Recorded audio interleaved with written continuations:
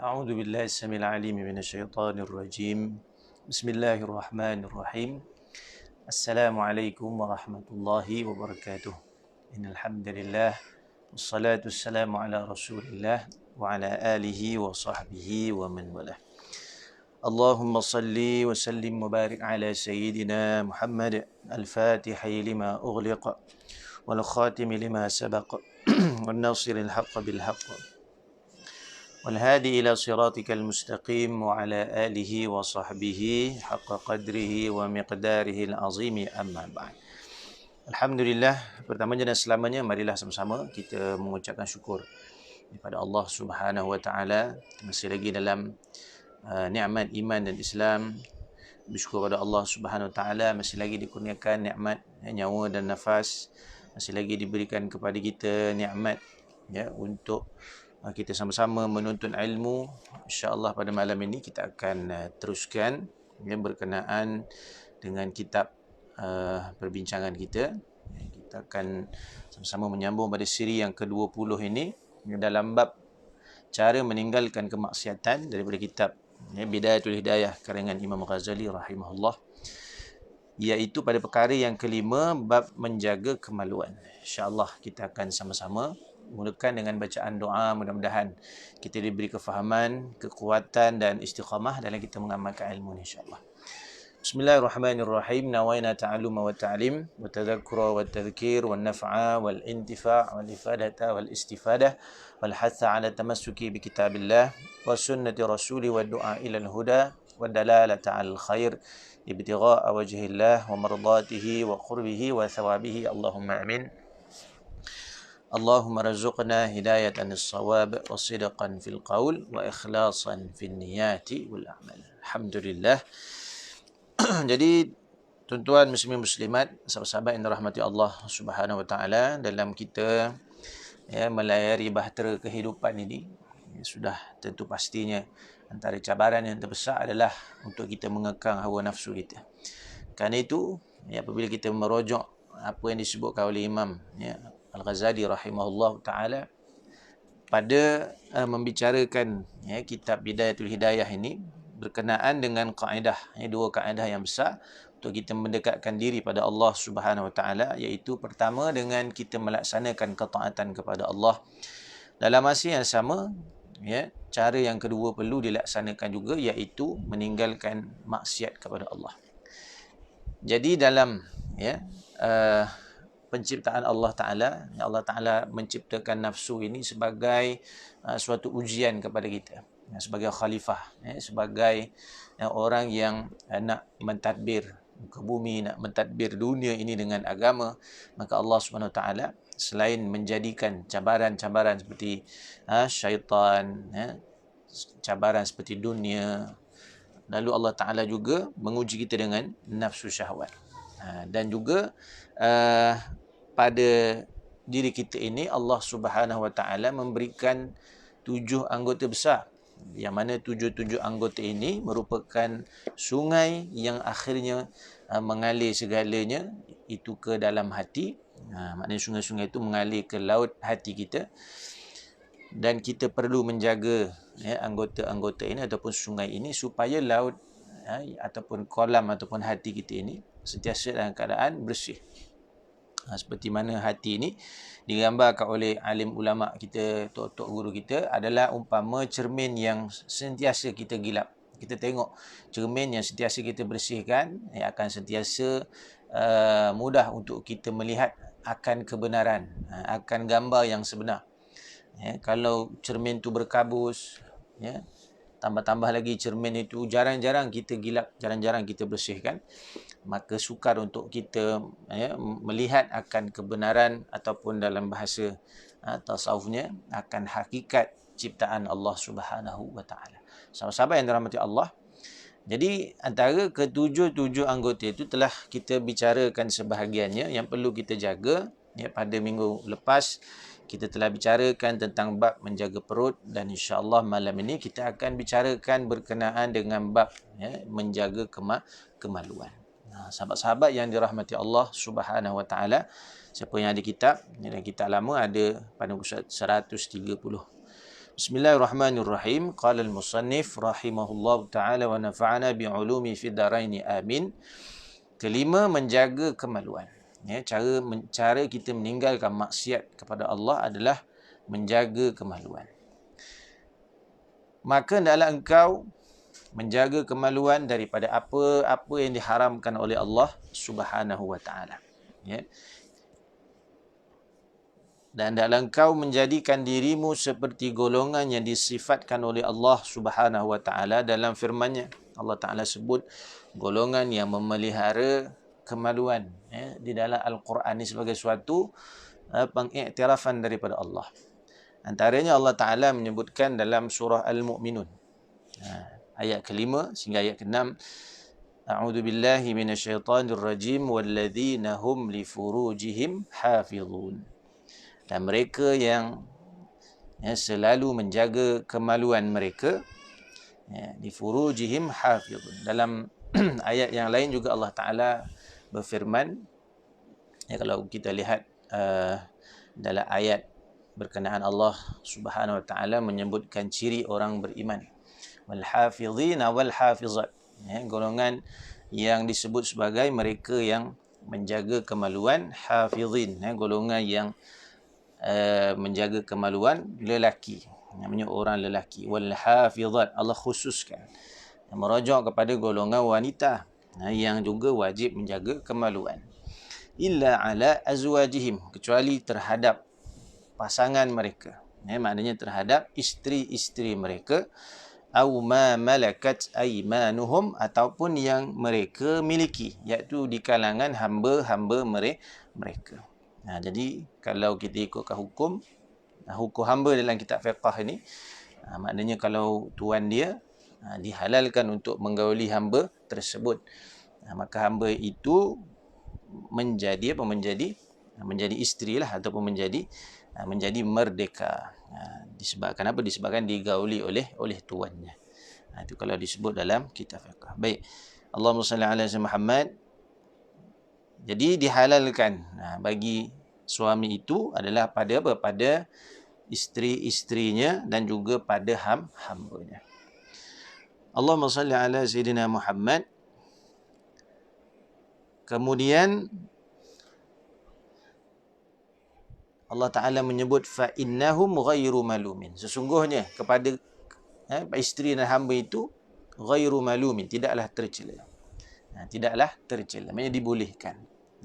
Jadi ingat, hamba ni dia beza dengan orang gaji. Orang gaji kita bayar gaji, dia lain. Dia berbayar. Jadi hamba ni kita beli zaman dulu. Walaupun zaman sekarang ni hamba dah tak ada, tapi hukum hamba itu tetap terpakai sehingga hari kiamat. Kerana itu ulama sebut dalam kitab-kitab fiqh bahawa hukum hamba tetap berjalan walaupun tiada hamba. Walaupun tiada lagi hamba. Jadi Allahumma salli ala Sayyidina Muhammad, dan engkau tidak dapat menjaga kemaluanmu kecuali apabila engkau menjaga matamu. Kecuali apabila engkau menjaga matamu, yakni daripada melihat perkara yang haram. Fi ma la yajuzu syar'an. Melihat perkara haram. Jadi Allahumma salli ala Muhammad. Sebab itu dalam ayat Quran Allah Ta'ala memerintahkan supaya baik orang lelaki dan orang perempuan supaya menundukkan pandangan mereka. Allah sebut menundukkan pandangan dan mengaitkan dengan kemaluan. Apa kaitan mata dengan kemaluan? Memang dia ada kaitan dia. Memang ada kaitan. Kerana di antara mata dan kemaluan itu dia ada stesen dia. Dan kita dah bincang pada minggu lepas. Stesen bagi syahwat ni adalah perut. Stesen bagi syahwat itu adalah perut. Jadi sebab itu Nabi SAW menyebutkan bahawa puasa itu fa innahu lahu wija'. Sesungguhnya puasa itu fa innahu lahu wija'un, adalah perisai. Itu perisai daripada nafsu syahwat. Jadi walaupun mata kita, contohlah, walaupun mata kita ini Allahumma salli ala Muhammad, melihat sesuatu yang menyebabkan kita bersyahwat. Bersyahwat ni maksudnya berkeinginan. Bila kata syahwat, bukan syahwat hanya tertumpu kepada minta maaf sebut seksual saja, tidak. Syahwat ni maksudnya segala keinginan. Maknanya semakin banyak keinginan tu tandanya kita banyak makan lah. Sebenarnya perut kita dipenuhi dengan keinginan. Dipenuhi dengan makanan dan melahirkan keinginan. Jadi contoh mata kita melihat sesuatu, tapi bila perut kita Allahumma salli ala Muhammad kosong dengan kita berpuasa, ni yang Nabi SAW sebut wija sebagai perisai. Dengan puasa maka nafsu itu akan kering, akan kurang ataupun tiada keinginan walaupun kita melihat, terutamanya melihat benda-benda yang halal lah. Kalau yang haram tu memang kita tidak dibenarkan.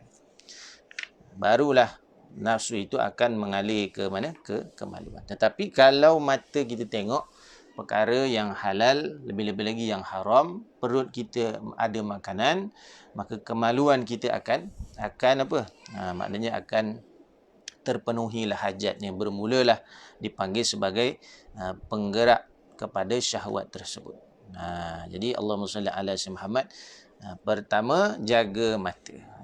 An-nazru. Wahyan nazru menjaga pandangan kita. Kemudian daripada an-nazru, wat tafakkur, kemudian berfikir pula. Kalau kita terlihat perkara haram, contoh dia, sebagai ulama mengatakan sekali kita lihat itu dimaaf pada syarak. Maknanya jangan tengok lagi lah. Tapi kalau saya tengok lama-lama macam mana Ustaz? Dia tak jadi. Kalau tengok lama-lama tu dia bukan tengok sekali dah. Tu dah kira banyak kali. Contoh terlihat apa? Aurat orang perempuan. Sebab tu perempuan Allah Ta'ala sebut fa inna kaidahunna azim. Sesungguhnya ujian orang perempuan ni azim, Allah Ta'ala sebut besar. Tetapi bagi ujian syaitan, Allah Ta'ala sebut ujian bagi syaitan itu kana dha'ifa, iaitu lemah. Jadi memang Allahumma salli ala Muhammad, bila melihat wanita yang halal dilihat contohnya pun menimbulkan hawa nafsu, contohnya isteri kita, apatah lagi yang tidak ataupun ditegak oleh agama. Jadi Allahumma salli ala Muhammad, melihat mereka yang menutup aurat juga diharuskan. Akan tetapi untuk menjaga hati maka tidak perlu kita lihat selalu. Walaupun perempuan contoh dia tutup aurat elok, hatta dia memakai niqab sekalipun, bagi orang lelaki tetaplah dia untuk menundukkan pandangan, itu lebih aula, lebih utama daripada melihat. Jadi Allahumma salli ala Muhammad, itu pandangan. Kerana pandangan itu akan membawa kepada was-was. Was-was, yang mana syaitan itu akan menggerakkan hati untuk menggambar-gambarkan yang berlebihan. Yang ini masalahnya.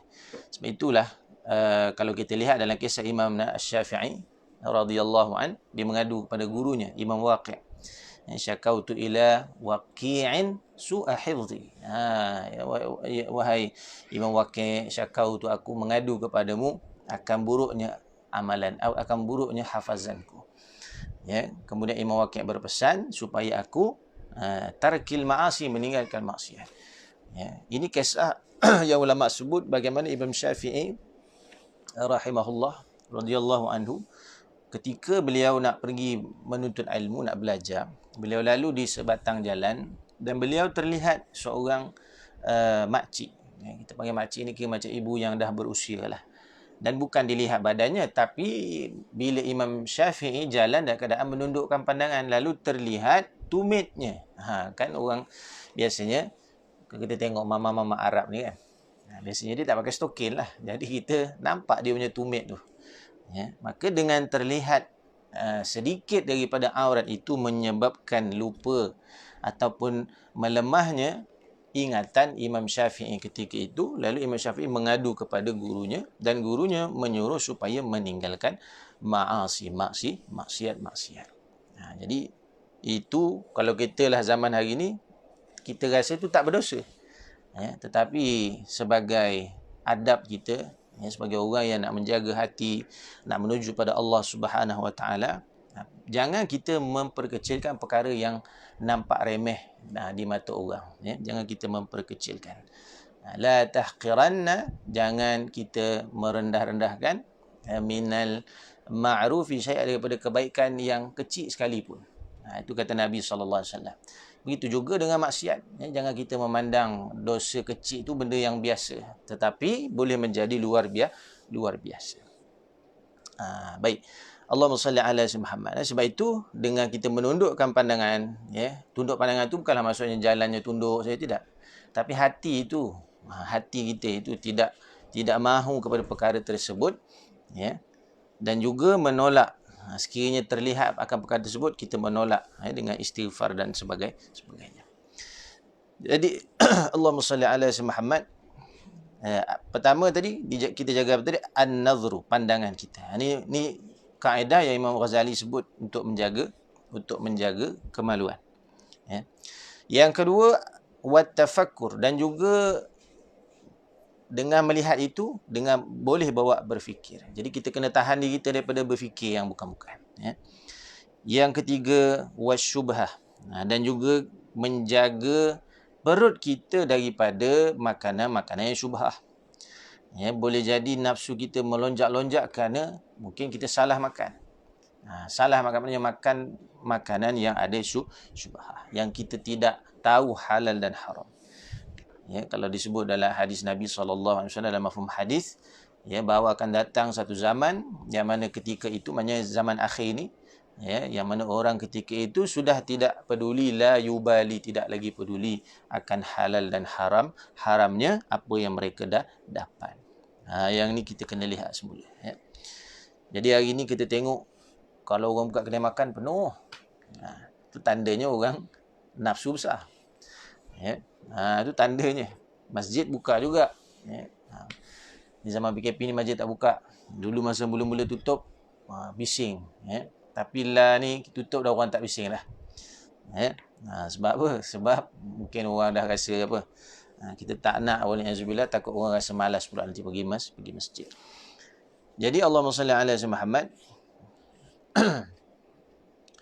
Kena jaga daripada makanan ataupun perkara yang syubhah. Wasyaba', dan yang keempat, menjaga daripada kenyang. Makan boleh halal, tetapi kita dah sebutkan bahagian makan pada minggu lepas. Ada hukumnya wajib makan, ada hukumnya sunnah makan, ada hukumnya harus makan.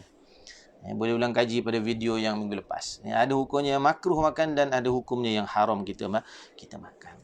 Maka kesemuanya itu, melihat, berfikir makanan yang syubhah dan juga kenyang, itulah punca penggerak kepada syahwat. Dipanggil usul, punca kepada nafsu syahwat. Jadi nak menjaga itu dengan 4 kaedah tadi. Pertama, menjaga dengan apa dia? An-nadhru, iaitu jaga pandangan. Macam mana nak jaga pandangan? Kalau mampu untuk tidak melihat, melihat ni pertama ulama sebut, kalau kita nak menuju kepada Allah, maka kena jaga setiap daripada pandangan kita. Pertama, daripada berlebihan memandang yang halal, kerana itu juga membawa kepada nafsu syahwat. Contohnya kita pandang apa? Kita pandang kereta kan. Bukan kata tak boleh pandang kereta, boleh, harus. Tapi kalau selalu kita pandang kereta tu, lama-lama kita pun nak beli. Sebab tu kalau kita pergi jalan-jalan kan, kita tengok kawan-kawan ada yang ada buat rumah baru, rumah cantik, kereta baru, kereta cantik. Kita pun nak juga macam tu. Ini namanya apa? Dipengaruhi. Sebab tu mata ni, Masya Allah, Allah Ta'ala cipta. Orang Barat ataupun musuh-musuh Islam membuat satu kita panggil perkara yang hari ni kita jadi dah biasa. Antaranya televisyen, telefon bimbit, itu penuh dengan iklan-iklan. Kita tengok contoh iklan ubat gigi. Sekali dia melintah, kita tak beli. Kalau dah hari-hari kita tengok, kita beli juga ubat gigi tu walaupun kita tak nak beli. Jadi nak cerita macam itulah. Kita ini sudah dimanipulasi akalnya melalui apa? Melalui penglihatan. Jadi Imam Ghazali rahimahullah sebut tu. Maknanya pertama antaranya dengan menjaga apa? Menjaga dengan melihat.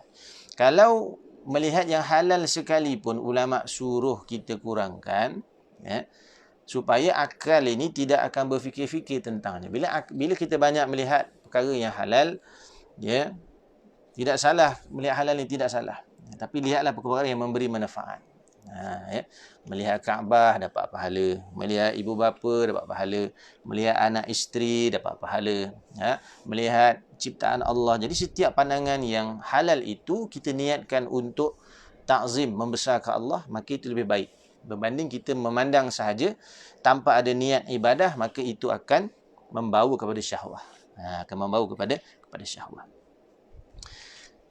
Jadi ya, sebab itu kita di zaman-zaman begini, kalau kita tengok di zaman-zaman COVID ni, zaman wabak ni, biarlah kalau boleh televisyen tu penuh dengan rancangan-rancangan agama. Ya. Biar orang biasa dengar ceramah, biar orang biasa dengar majlis ilmu, biar orang biasa dengar Quran, dengar zikir. InsyaAllah, mudah-mudahan Allah Ta'ala akan angkat wabak ini. Cuba semua TV kan, pada TV 1 sampai TV 100 contoh. Pasang apa kita panggil, majlis ilmu, zikir, Quran, ya. InsyaAllah dalam masa yang singkat segalanya akan hilang. Wabak ni akan hilang insyaAllah. Kemudian yang keenam, Allahumma salli ala Muhammad, iaitu menjaga dua tangan. Tadi menjaga kemaluan, ya. Yang keenam, menjaga kedua tangan. Maka hendaklah engkau menjaga kedua tanganmu daripada memukul seorang muslim, dan daripada mencapai sesuatu yang diharamkan atau menyakiti sebarang makhluk Allah. Ya. Jadi tangan kita Allah Ta'ala bagi ada dua, kiri dan kanan dan kiri, itu melambangkan, ya, Allah Subhanahu Wa Ta'ala ini berkehendak atas sesuatu. Jadi kehendak kita dalam hati kita, Allah Ta'ala nak kita belajar, ya, macam mana kita mengenal Allah. Antaranya adanya sifat Allah, qudrah dan iradah. Kita Allah Ta'ala tempelkan sifat itu supaya kita belajar sifat ini. Kita ada kehendak dan kita boleh melaksanakan kehendak kita itu dengan kedua tangan kita. Namun kita hendaklah jaga daripada mencapai yang diharamkan atau menyakiti sebarang makhluk Allah. Dan jangan pula tanganmu yang mengkhianati amanah ataupun simpanan orang, dan daripada menulis sesuatu yang tidak boleh dituturkan, kerana tulisan adalah salah satu antara dua lidahmu, maka hendaklah engkau jaga qalammu, tulisanmu, daripada menulis sesuatu yang diharamkan. Ya. Jadi bukan mudah dua tangan ni Allah Ta'ala bagi.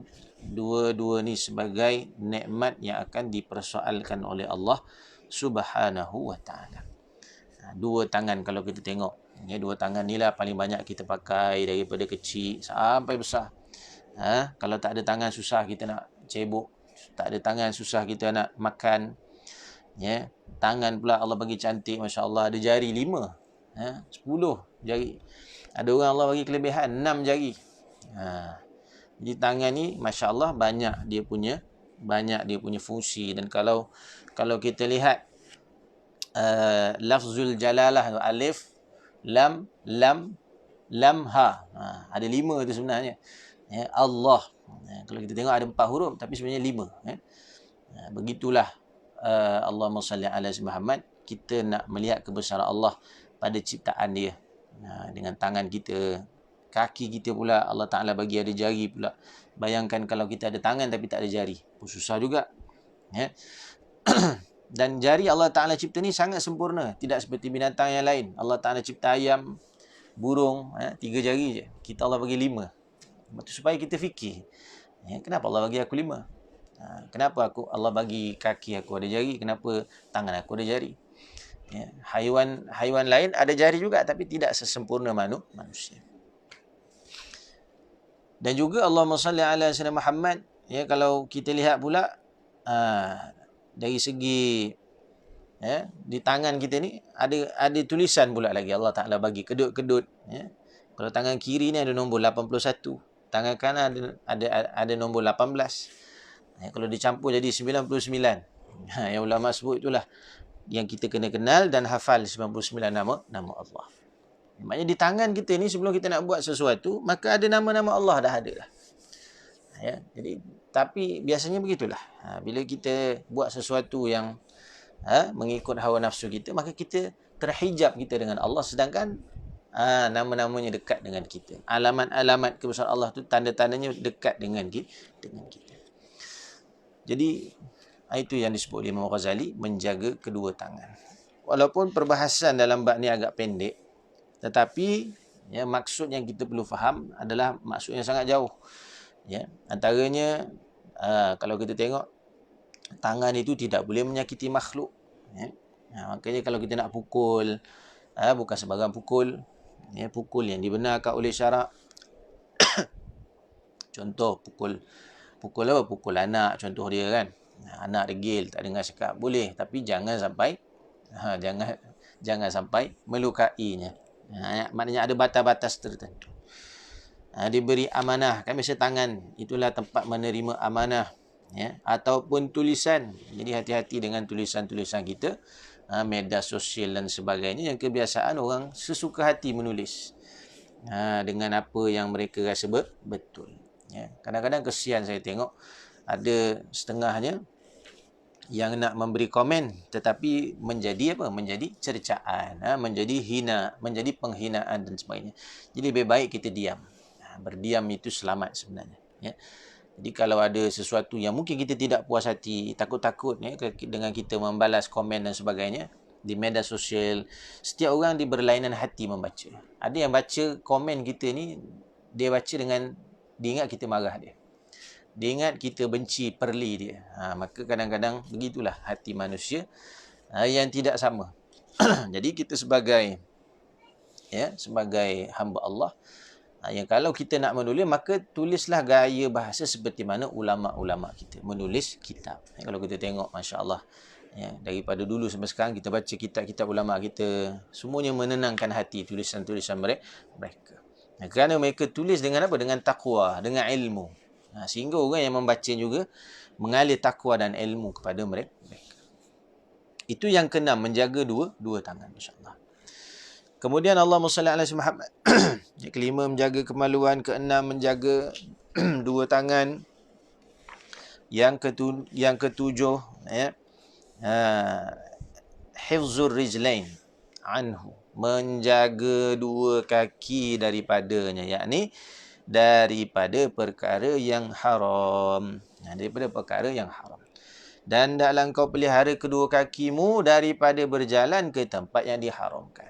Ya, ke tempat yang diharamkan. Apa ke tempat yang diharamkan? Itu tempat-tempat yang ditegah oleh Allah Subhanahu wa taala. Contohnya, kal mashi li ajli ghibatin, iaitu dia berjalan menuju ke tempat untuk dia mengumpat orang, contoh dia. Untuk dia mencuri, merompak, menipu. Ataupun untuk dia menyingkap, kita panggil, ataupun kesalahan orang dan sebagainya. Yang ni diharamkan, ya. Padahal belum sampai lagi tempat tu. Lebih-lebih lagi tempat-tempat yang jelas kezaliman dia. Ya. Seperti menuju kepada pemerintah yang zalim, contoh dia. Tanpa ada darurah. Ya, menuju dengan niat untuk apa? Untuk melakukan perkara-perkara yang zalim. Perkara yang nampak zahir zalim, contohnya tempat-tempat arak dan judi, contoh. Ya. Jadi ini zahir. Ada perkara yang tidak zahir, nampak berjalan, pergi pejabat sekian-sekian, rupanya ada nak pergi rasuah, contoh dia. Maka bermula berjalan itu sudah haram. Sudah dikira dosa. Kecuali dia niat di tengah jalan. Kalau mula-mula saja sudah niat melakukan dosa, contoh orang nak mencuri kan, mana ada di tengah jalan baru fikir nak mencuri. Maka daripada rumah dia bergerak, daripada tempat dia bergerak, pejabat dia bergerak, itu sudah dianggap mencuri. Dan Allah Subhanahu Wa Taala menyuruh kita berpaling daripada orang yang zalim. Ya, firman Allah Taala, wala tarkanu, dan jangan kamu cenderung ilal ladzina zalamu fatamassakumun nar. Ya, jangan kamu cenderung kepada orang yang zalim. Cenderung pun tak boleh. Cenderung ni maknanya hati kita ni muyul. Ya. Muyul ni cenderung lah, dia hati kita ni berasa seronok dengan orang yang zalim ni. Sebab orang zalim ni dia ada banyak duit, jawatan dia besar dan sebagainya. Ya. Jadi tidak boleh kita menyukai mereka. Sehingga ulama mengatakan kamu mencium kambing itu lebih bagus daripada kamu mencium tangan orang yang zalim. Orang zalim. Cium binatang lagi bagus. Tu nak cerita betapa hinanya orang yang zalim. Apakah lagi kalau perjalananmu menemui sultan yang zalim. Meminta sesuatu, maka ini jelas dikira mengusahai perkara yang haram. Kerana tujuan dia. Jadi jangan cenderung kepada kezaliman, jangan suka berlaku kezaliman, jangan suka pada orang yang zalim, fatamasakumun nar. Ini sindiran daripada Allah. Maka kamu akan disentuh disentuh dengan api neraka. Sentuh dengan api ni, sentuh ni sindir lah. Macam mana kita tidak disentuh api kalau kita tak masuk ke dalam api tersebut. Dia letak tepi api pun kita panas, apatah lagi masuk dalam api. Wal'iyadzubillah. Dan juga disebut dalam hadis Nabi SAW, man tawadha'a li ghaniyin salihin, siapa yang merendahkan dirinya kepada orang kaya yang soleh, yang baik, zahaba thulutha dinihi, maka dia telah hilang 2/3 agamanya. Maksudnya niat mendekati orang kaya ni, walaupun orang kaya tu orang baik, niat mendekatinya untuk kita dapatkan habuan kita, maka kita telah hilang 2/3 daripada agama. Wal'iyadzubillah. Kita minta lindung dengan Allah Subhanahu wa ta'ala. Kalau memang ada kawan-kawan kita yang kaya, ada kawan-kawan kita yang pemurah, maka mendekatinya itu bukan atas niat itu. Bukan atas niat mudah-mudahan nanti kita dapatlah duit dia, tidak. Tetapi berkawan lillahi ta'ala kerana kesolehan dia. Ini yang paling penting. Cuba lihat begitu dahsyat akibat tawaduk ataupun tunduk merendahkan diri kepada orang yang soleh kerana dia kaya. Maka bagaimana lagi sekiranya tunduk pada orang yang zalim. Kalau kita tunduk pada orang kaya yang baik, mentang-mentang dia kaya, orang tu baik sangat. Kita harapkan kekayaan dia itu kepada kita. Itu pun sudah dianggap hilang 2/3 agama. Apatah lagi kita tunduk kerana orang kaya yang zalim. Maka teruklah. Seolah-olah hilang agama. Allahumma salli ala Sayyidina Muhammad. Dan ketahuilah, apabila engkau cuai, maka akibatnya akan kembali kepadamu, dan apabila engkau rajin, maka manfaatnya juga akan kembali kepadamu. Maknanya gerak laku kita ini, bagaimana kita nak meletakkan gerak laku kita ataupun perbuatan kita ini, adakah sebagai hamba yang bersyukur atas nikmat Allah, ataupun hamba yang tidak melihat ataupun dihijab oleh Allah Subhanahu wa ta'ala daripada nikmatnya. Sebab tu dalam hikam karangan Syekh Ibn Athaillah Sakandari rahimahullah itu ada menyebutkan bahawa kehilangan ataupun ketidakdapatan itu merupakan hakikat kepada mendapatnya sesuatu. Kita rasa kalau tak dapat tu langsunglah tak dapat. Tapi kata Syekh Ibn Athaillah, tak dapat itu ataupun hilangnya sesuatu itu merupakan ainul ata. Ainul ata. Itulah hakikat kepada pemberian. Bila hilang dapat apa pula Ustaz? Bila hilang, sepatutnya bila hilang kita dapat Allah. Kerana kita mengetahui sesuatu itu tidak akan kembali melainkan hanya kepada Allah Subhanahu wa ta'ala. Ini perkara yang sangat-sangat penting untuk kita faham. Kadang-kadang kita tengok pada waktu pandemik ni, memang semua orang rasa dada mereka sempit. Jadi kita kena ada ifah dalam diri kita. Ifah ni maksudnya jangan suka meminta-minta. Ni kita kena jelas.